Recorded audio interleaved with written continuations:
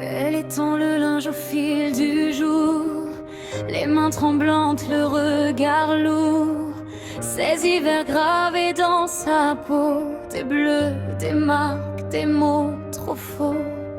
Son corps est frêle, cassé de peur. Chaque souffle pèse sur son cœur.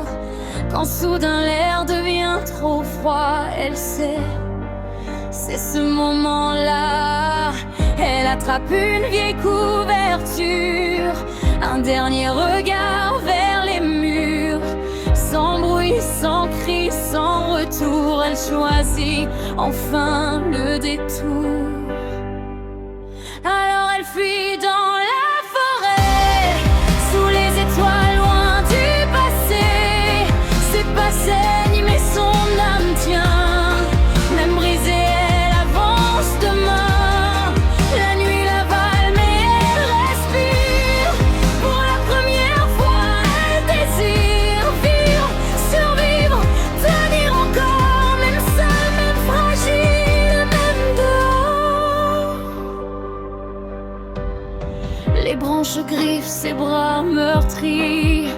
La lune éclaire ses silences gris. La peur la suit comme une ombre fidèle, mais elle marche, obstinée, rebelle. Quand la fatigue la fait tomber, une grotte devient son palais. Sur la pierre froide, elle s'endort, la couverture pour unique trésor. Le vent murmure sans juger, la grotte garde ses secrets.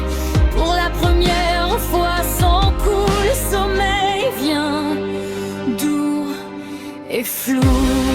À l'aube pâle, les yeux méfiants, elle entend des pas, un cœur battant. Une humaine s'avance sans armes, sans cri, son nom résonne, Mitsuki.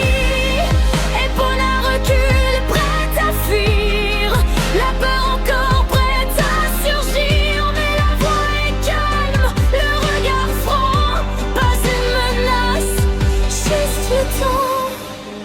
Méfiance gravée dans la chair, mais l'espoir se franchir l'air. Un pas puis deux, sans promesse, seulement une main, sans faiblesse. Elle marche vers un autre lieu, là où la lune veille sur les cieux. Un sanctuaire hors de la nuit, où même les cœurs blessés survivent. Guidée par l'inconnu sans chaîne, elle franchit enfin la peine.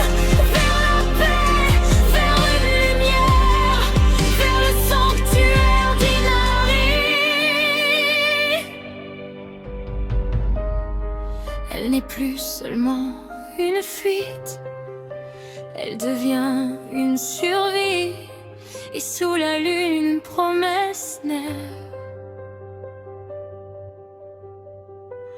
Epona vit et reste debout.